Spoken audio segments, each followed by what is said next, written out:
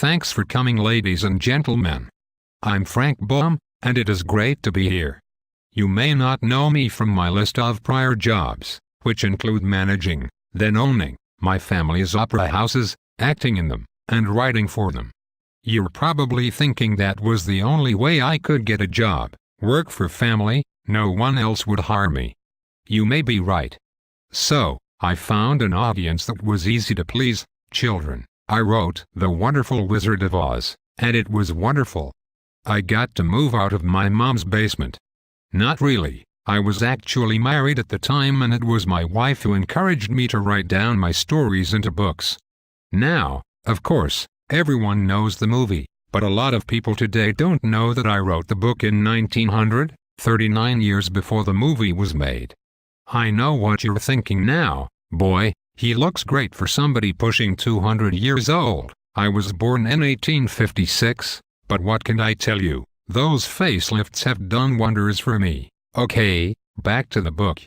Actually, there are lots of books, or sequels. The first one was such a hit with the kids that I received thousands of requests to write more. So, I did. As a matter of fact, wanting to continue to feed the family, shoe the horse. You know, horses make a big commitment to that one pair of shoes. They have to wear those same shoes for a long time. Oh, I digressed. Anyway, I wrote the first sequel 4 years later, then 4 more over the next 7 years. Then I tried to quit. But, again with the letters, so I started again and wrote a new sequel every year from 1913 until my death in 1919.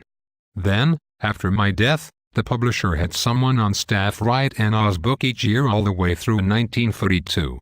Over 5 million copies were published in English alone. As with many great books that include magic, like Harry Potter, a group of fanatics challenged the books, and in some cases they were actually banned. Luckily, for me, I was already dead when the nonsense went on. The original book was so popular it was made into the movie The Wizard of Oz. Now considered a children's classic, at that time considered cutting edge due to the revolutionary use of Technicolor, meaning it was filmed in color. Most people remember it being a black and white movie, but it wasn't. They remember it that way because they were watching it on a black and white TV. In addition, another movie element that generated success in the movie, leading people back to the book, was the soundtrack. The famous song, Somewhere Over the Rainbow, was written for the movie, and in 2001 the National Endowment for the Arts names this song the top song of the 20th century. Not Song of the Week, not Song of the Year, not even Song of Decade, but Song of the Century whose iPod doesn't include Somewhere Over the Rainbow, right? When asked what I am most proud of, my answer is that I thought up the story. As a matter of fact, I used to tell a shorter version of the Oz story to my children, long before I wrote it down. It's my story. Nowadays, people don't come up with their own stories, they rip off us old folks. Take, for instance, Gregory Maguire. Just the other day I was walking in front of the Fox, and saw posters for Wicked. What do you think I thought?